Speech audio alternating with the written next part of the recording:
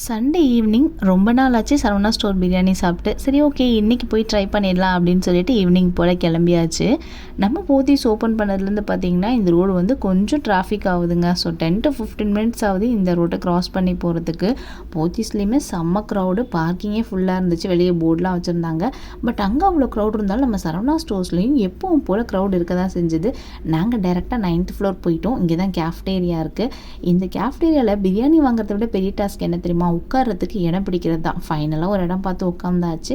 அதுக்கப்புறம் என்ன, சுட சுட பிரியாணி அண்ட் ஃப்ரைடு சிக்கன் வந்தாச்சுங்க. சாப்பிட வேண்டியது தான், அதானே முக்கியமான வேலை. இந்த பிரியாணிக்கு தனி ஃபேன் பேஸே இருக்குது. உங்களில் எத்தனை பேருக்கு பிடிக்கும் அப்படின்னு சொல்லிட்டு மறக்காமல் கமெண்ட்டில் பண்ணுங்கள். இந்த பிரியாணி சாப்பிடுதா இவ்வளோ தூரம் வந்தீங்களான்னு கேட்டால் ஆமாம் கண்டிப்பாக. அதுக்கப்புறம் பார்த்திங்கன்னா தன்வந்துக்கு வந்து ஒரு ப்ராஜெக்ட்டுக்கு ஸ்டிக்கர் வாங்கலாம் அப்படின்னு சொல்லிட்டு பார்த்துட்டு இருந்தோம். அதுக்கப்புறம் இந்த ஸ்டிக்கர் மட்டும் இல்லைங்க, அது கூட சேர்த்து குழந்தைங்களும் கொஞ்சம் டாய்ஸ் வாங்கினாங்களா. சரி ஓகே வாங்கி கொடுத்துடலாம் அப்படின்னு சொல்லிட்டு அதையும் வாங்கியாச்சு. சரி வீட்டுக்கு கிளம்பலாம் அப்படின்னு சொல்லிட்டு கிரவுண்ட் ஃப்ளோர் போனால் இங்கே ஒரு க்யூட்டான பாண்டா பாருங்கள், சூப்பராக ஆடிட்டுருக்கு.